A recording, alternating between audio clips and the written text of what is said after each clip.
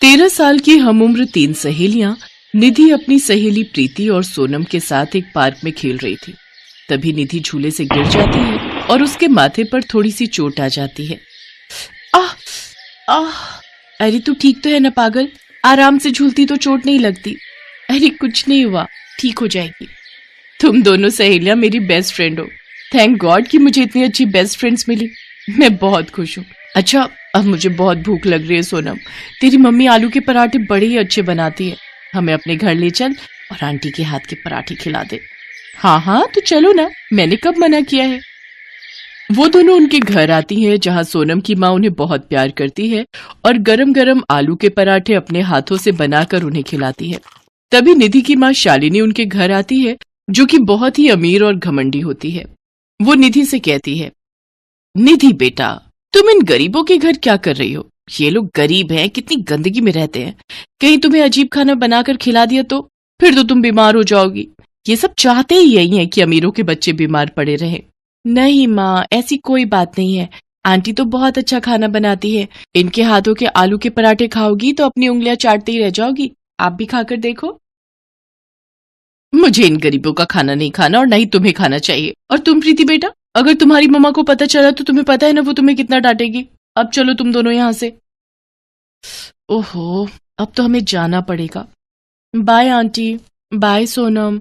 इसके बाद दोनों बच्चियां शालिनी के साथ अपने अपने घर चली जाती हैं। दरअसल सोनम बहुत ही गरीब घर से थी, लेकिन उसके माता पिता खूब मेहनत करके उसे प्राइवेट स्कूल में पढ़ाते थे, जहां उसकी दोस्ती निधि और प्रीति से हो जाती है। वो तीनों बेस्ट फ्रेंड बन जाती हैं। पढ़ाई लिखाई के साथ तीनों का खेलना कूदना भी एक साथ होता था। ऐसे ही समय गुजर जाता है और तीनों ही लड़कियां अपनी 12वीं पूरी कर लेती हैं। सोनम, हम बहुत दिनों से तुमसे एक बात करना चाहते हैं। हाँ तो कहो ना। बात यह है सोनम कि हम दोनों के मम्मी पापा हमें फर्दर स्टडीज के लिए फॉरेन कंट्री भेजना चाहते हैं और इसी बात से हम दोनों बहुत परेशान हैं क्योंकि हम तुझसे दूर नहीं होना चाहते। काश कि तू भी हमारे साथ आ सकती। तुम तो जानती हो ना, मेरे मम्मी पापा ने कितनी मुश्किल से मुझे प्राइवेट स्कूल से 12वीं कराई है। अब आगे की पढ़ाई कराना उनके लिए मैटर नहीं करता और मेरे मम्मी पापा ने अच्छा घर देखकर मेरी शादी तय कर दी है। 3 दिन बाद मेरी शादी है। क्या तू इतनी जल्दी शादी कर रही है? अब हम तेरे बिना कैसे रहेंगे यार। हम विदेश जा रहे हैं और यहाँ तेरी शादी हो रही है। आंटी के हाथ के पराठे, हमारा साथ में घूमना, बातें करना, साथ में हंसना रोना, ये सब हमें बहुत याद आएगा। याद तो मुझे भी बहुत आएगा। मैं भी तुम दोनों को बहुत ज्यादा मिस करूंगी। अगर हो सके तो विदेश से लौट कर आओगी तो मिल जरूर लेना मुझसे। अगले दिन प्रीति और निधि फ्लाइट से अब्रॉड चली जाती हैं तो वहीं सोनम के हाथ अपने सजना के नाम की मेहंदी लग रही थी। शादी के अगले दिन से ही सोनम अपने ससुराल की सारी जिम्मेदारियों का बोझ अपने कंधे पर ले लेती है। सोनम की सास बड़ी ही खड़ूस थी, जो कि गरीबी के कारण कंजूसी का व्यवहार करती थी। एक दिन सोनम जब दिन का खाना बनाने रसोई में जाती है तो उसकी सास कुंती उससे आकर कहती है, ये तू क्या कर रही है? अब फिर से खाना क्यों बना रही है? रात की सब्जी खत्म हो गई है क्या? माँ जी, 2 कटोरी सब्जी रखी हुई है लेकिन वो बासी है। आप रात की सब्जी खाओगे क्या? इसीलिए खाना बनाने जा रही थी। कोई जरूरत नहीं है दोबारा खाना बनाने की। इस 1 कटोरी से मैं और तू थोड़ी थोड़ी खा लेंगे और 1 कटोरी तू मेरे बेटे सुधीर के लिए रख दे। माँ जी, लेकिन आज उनकी छुट्टी है और वो कुछ अच्छा खाना चाहते हैं। अच्छा, मेरे उस नालायक बेटे ने अभी महीने की तनख्वाह लाकर मुझे नहीं दी जो मैं उसे ये सब पकवान खिलाऊं। अब मैंने जो कहा है उतना ही कर। जी माँ जी। अपनी सास के इस तरह के व्यवहार को देखकर सोनम अपने मन में सोचती है, उफ, ये सासू माँ तो कितनी कंजूस है, रात की सब्जी खाने को कह रही है। अब किन ख्यालों में खोई है? जा रात की सब्जी गरम कर दे और 4 रोटी लगा ले उसके साथ। कुंती इसी तरह सोनम बहू से बहुत ही कंजूसी और हिसाब से खाना बनवाती, लेकिन कुंती को कुछ भी कहने की हिम्मत न तो सोनम में थी और न ही उसके पति सुधीर में। अगर कभी सोनम से कुछ गलती हो भी जाती तो कुंती उसे दुनिया भर की बातें सुना देती। दिन पर दिन गरीबी के कारण कुंती में बहुत ही कंजूसी आ गई और ऐसे ही एक दिन घर का सारा राशन खत्म हो जाता है और खाने के लिए ना तो अन्न का एक दाना होता है और ना ही पैसे।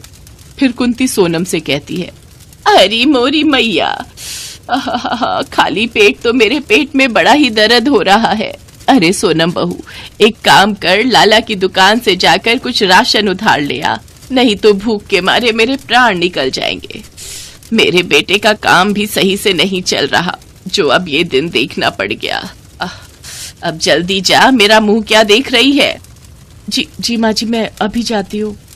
सोनम लाला की दुकान पर जा ही रही होती है कि तभी उसकी टक्कर गाउन पहनी दो लड़कियों से होती है। उसके हाथ में पकड़े हुए दाल चावल जमीन पर गिर जाते हैं, साथ ही उन लड़कियों के तोहफे भी उन पर गिर जाते हैं।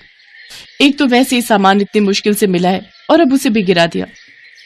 अरे सोनम, तूने अपना क्या हाल बना लिया है? और क्या तेरे घर में खाने के लिए कुछ भी नहीं है जो तू इतना इतना सा राशन लेकर जा रही है?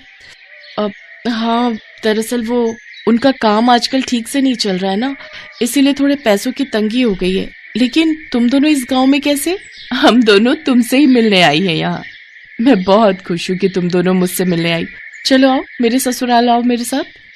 उसके ससुराल की हालत देखकर निधि और प्रीति सोच में पड़ जाती हैं।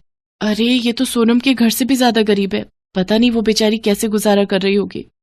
देखिए माँ जी, कौन आए हैं? ये दोनों मेरी बचपन की सहेलियां हैं। अच्छा, ये तो दिखने में बड़े ही अमीर घर की लगती हैं। जी माँ जी। अच्छा तुम दोनों बैठो, मैं चाय लेकर आती हूँ। सोनम उनके लिए चाय बनाती है तो कुंती रसोई में आकर सोनम से कहती है, अरे ये क्या, बड़ी मुश्किल से तो राशन उधार लाए हैं, इस चाय में तू और पानी मिला। वैसे भी तेरी सहेलियां अच्छा खाना ही खाती होंगी, अगर एक दिन थोड़ा मिलावट वाला खा लेंगी तो फिर क्या फर्क पड़ जाएगा। जी माँ जी। और ये बिस्कुट भी कम कर, सिर्फ 4 ही ले जा, 2 खा लेंगी दोनों। माँ जी अब आज तो ये कंजूसी छोड़ दीजिए। तभी निधि चुपके से ये सब देख लेती है लेकिन कुछ कहती नहीं। कुछ देर बाद सोनम उनको चाय देती है जिसे पीकर वो कहती है, अरे वाह, तूने तो बड़ी अच्छी चाय बनाई है। अच्छा वैसे कैसे कट रहे हैं तेरे दिन? बहुत अच्छे। अच्छा ससुराल है मेरा, पति और माँ जी मुझे बड़ा प्यार करते हैं। बस कर सोनम, कितना झूठ बोलेगी। अभी अंदर तेरे साथ तेरी सास ने जो हरकत की है वो मैंने अपनी आंखों से देखी है। तेरी सास तुझे कितना प्यार करती है हमें पता चल गया। तूने इस छोटे से घर को भी कितने अच्छे से संभाल रखा है। जो भी है जैसे भी है, अब यही मेरा घर है।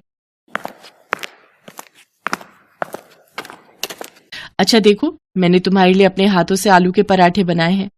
हाँ, माँ जैसा तो नहीं बना पाई लेकिन फिर भी कोशिश की है। वो दोनों पराठे खाकर खुश हो जाती हैं। तभी वहां कुंती आ जाती है। अरे मोरी मैया, ये आलू के पराठे कब बनाए? आलू कहीं खत्म तो नहीं कर दिए? जरूर ज्यादा आलू भरे होंगे तूने। माँ जी, पड़ोसन से आलू उधार लेकर आई हूँ। उस उधार को तेरा बाप चुकाएगा क्या कर? अब बस भी कीजिए माँ जी, इतना कंजूसपना भी अच्छा नहीं होता। मैं मानती हूँ कि गरीबी है लेकिन कम से कम सोनम के साथ ऐसा बर्ताव तो मत कीजिए। और मैं इसे बहुत अच्छे से जानती हूँ, इसने कभी आपको परेशान नहीं किया होगा। खुद को बदलिए, नहीं तो कंजूसी के चक्र में लोग अपनी जान तक दे देते हैं। माफ कर दो बच्चों, आज के बाद मैं ऐसा कभी नहीं करूंगी। पति की मौत के बाद गरीबी के जंजाल में ऐसी फंसी कि कंजूसी को ही आदत बना लिया, लेकिन अब मैं ऐसा कभी नहीं करूंगी। अच्छा अब हम चलते हैं माँ जी। नहीं, रुको बेटी, पहली बार हमारे घर आई हो, अपना सगुन तो लेती जाओ। कुंती बक्से में से 2 साड़ियां निकालकर उन दोनों को देती है। वहीं निधि और प्रीति 50,000 की रकम सोनम को मदद के तौर पर देती हैं, जिससे उसका पति अपना काम खोलता है, जिससे उसे अच्छे खासे पैसे आने लगते हैं और घर की हालत अब काफी अच्छी हो जाती है।